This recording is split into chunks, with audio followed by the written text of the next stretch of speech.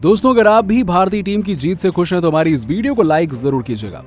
दोस्तों, अक्षर पटेल ने मारा दुनिया का सबसे लंबा छक्का। जी हाँ दोस्तों, बिल्कुल सही सुना आपने। श्रीलंका के खिलाफ दूसरे मुकाबले में अक्षर पटेल ने ताबड़तोड़ बल्लेबाजी करते हुए दुनिया का सबसे लंबा छक्का जड़ दिया और इतिहास रच दिया। तो आखिरकार अक्षर पटेल ने कितने मीटर लंबा छक्का जड़ा, ये तो हम आपको बताएंगे। साथ ही साथ उन्होंने कौन सा रिकॉर्ड छक्का लगाकर तोड़ दिया है, ये भी आपको बताने वाले हैं। तो जानने के लिए वीडियो को पूरा एंड तक जरूर देखिएगा। लेकिन उससे पहले आप सभी को क्या लगता है कि अक्षर पटेल, रविंद्र जडेजा और हार्दिक पांड्या में कौन है बेहतरीन ऑलराउंडर? इस बात का जवाब नीचे हमें कमेंट बॉक्स में जरूर दीजिएगा।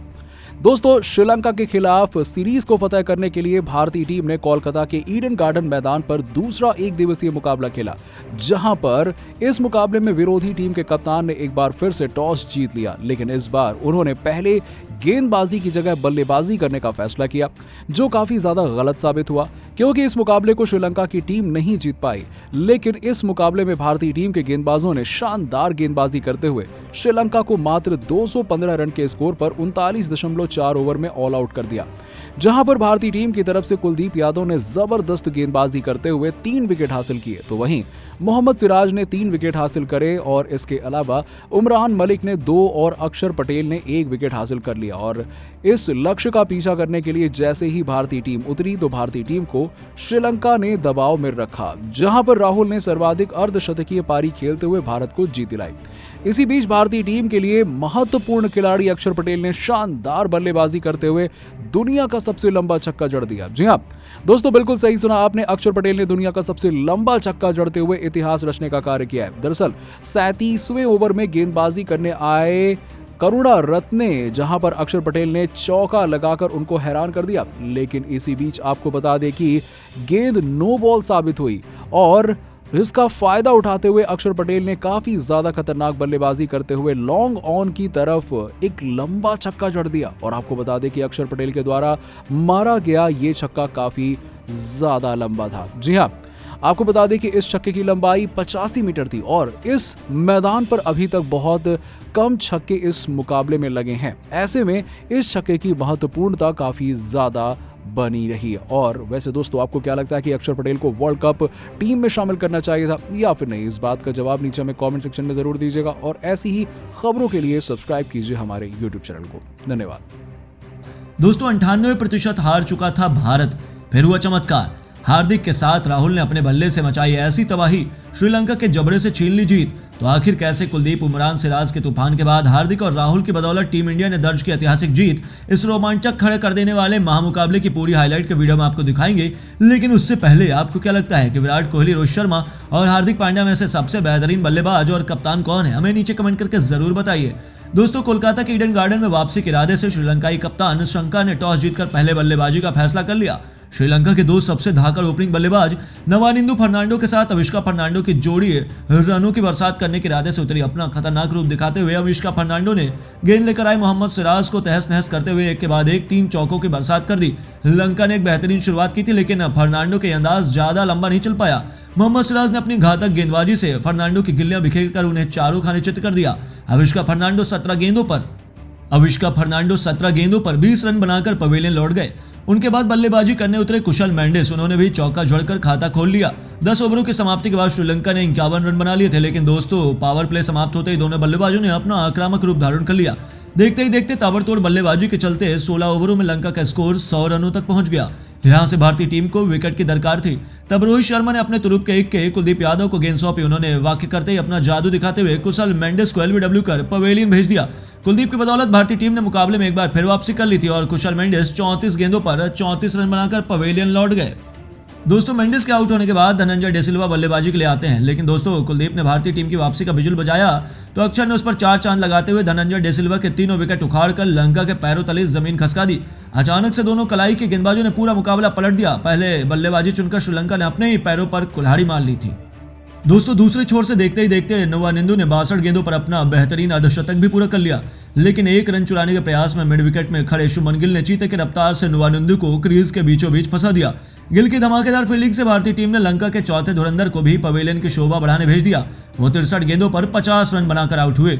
लेकिन ये तो शुरुआत की, उसके बाद कुछ ऐसा हुआ जिसकी उम्मीद भी किसी ने नहीं की थी। जी हाँ, कुलदीप अपने चमत्कार दिखाते हुए श्रीलंकाई कप्तान शंका के तीनों विकेट उखाड़कर आधी लंकाई टीम को समेट दिया। शंका महज 2 रन बनाकर वापस लौटे थे। जी हाँ, आपको बता दें 102 रनों पर 1 विकेट गंवाने वाली लंका को देखते ही देखते 125 रनों पर 6 बल्लेबाज पवेलियन में थे। कुलदीप ने अपने चमत्कार से श्रीलंका को भी धूल चटा दी, जिसके बाद श्रीलंका मुसीबतों के दलदल में फंस गई थी, जहां से अब उन्हें वापस लेने की जिम्मेदारी वानिंदु हंसारंगा के कंधों पर थी। दोस्तों, उनका साथ निभाने आए वेलालागे ने ताबड़तोड़ बल्लेबाजी करते हुए तूफानी रफ्तार से लंका को आगे बढ़ाने की शुरुआत कर दी थी, लेकिन उमरान मलिक ने वापसी करते ही वानिंदु हंसारंगा को 21 के स्कोर पर चलता कर दिया, जिसके बाद लंका की पारी ताश के पत्तों की तरह बिखर गई और मोहम्मद सिराज ने एक ही ओवर में 32 रन की बेहतरीन पारी खेलने वाले वेलालागे और लहरी कुमार को 2 गेंदों पर लगातार पवेलियन भेजकर महज 215 रनों पर लंका की पारी को समेट दिया।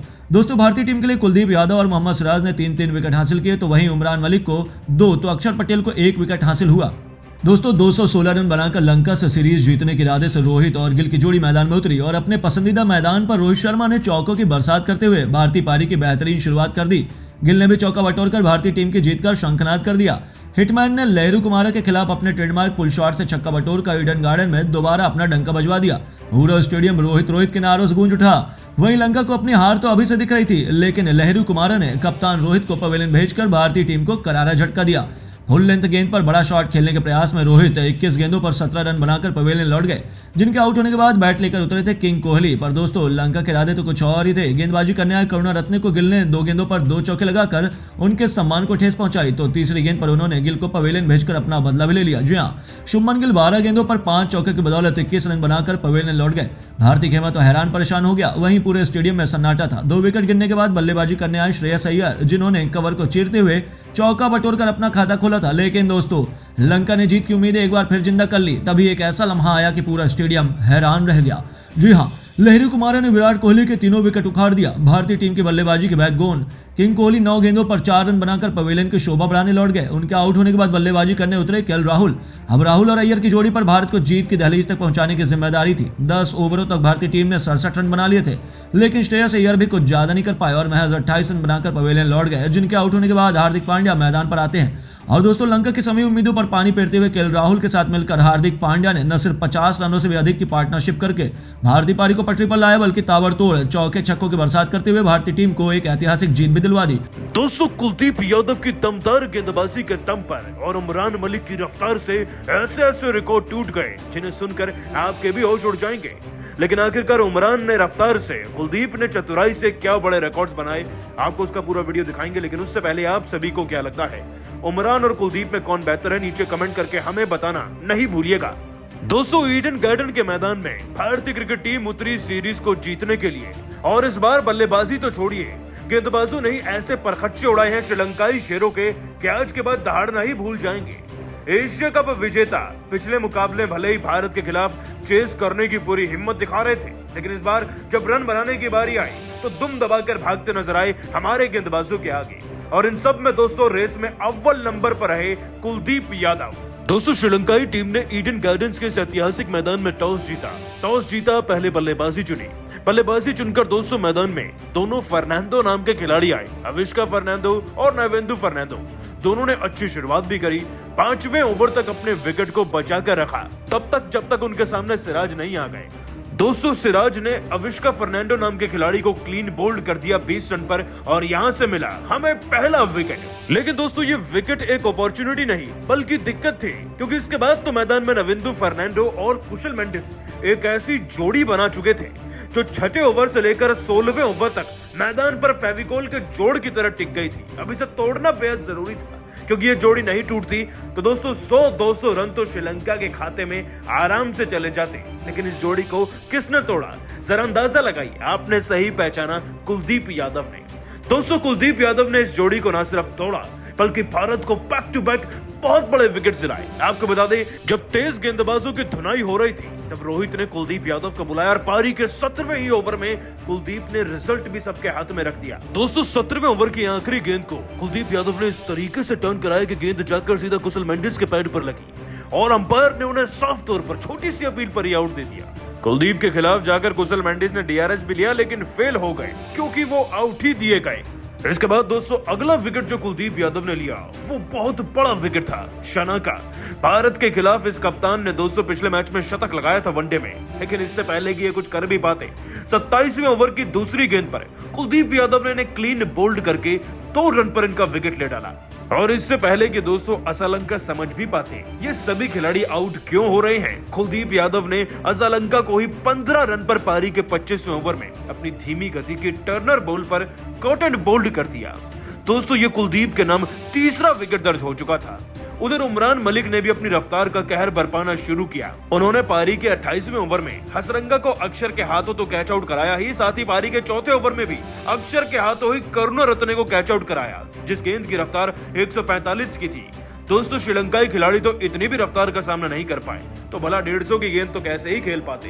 खैर दोस्तों कुलदीप और अक्षर की इसी गेंदबाजी से बड़े से बड़े रिकॉर्ड बन गए हैं। आखिरकार क्या क्या रिकॉर्ड दोनों ने बना दिए हैं, चलिए अब आपको बताते हैं। दोस्तों ये 3 विकेट लेते ही कुलदीप यादव उन स्पेशल स्पिनर गेंदबाजों की श्रेणी में आ चुके हैं जिन्होंने भारत की तरफ से मात्र 75 मैचेस से पहले ही 120 से ज्यादा विकेट ले लिए हैं। दोस्तों कुलदीप यादव के 125 में मात्र 3 विकेट अब कम रह चुके हैं। इतना ही नहीं दोस्तों कुलदीप यादव ने ये सब विकेट 8 ओवर में मात्र 40 रन देकर लिए, जो अपने आप में एक स्पिनर के लिए किसी रिकॉर्ड से कम नहीं। उधर उमरान मलिक ने भी दोस्तों 2 बड़े विकेट अपने नाम किए और इस सीरीज में किसी भी फास्ट बॉलर के इतने विकेट है ही नहीं जितने उमरान मलिक के हैं। साथ ही साथ दोस्तों आपको बता दें कि उमरान मलिक ने 7 मैचेस के अंदर ही 12 से 14 विकेट अपने नाम कर लिए हैं, जो इस उम्र में बहुत ही कम गेंदबाज भारत की तरफ से कर पाए हैं। लेकिन दोस्तों आप सभी उमरान कुलदीप की इस रिकॉर्ड तोड़ गेंदबाजी को 10 में से कितने नंबर देंगे नीचे कमेंट करके जरूर बताइएगा और अभी सब्सक्राइब कीजिए हमारे YouTube चैनल को। धन्यवाद।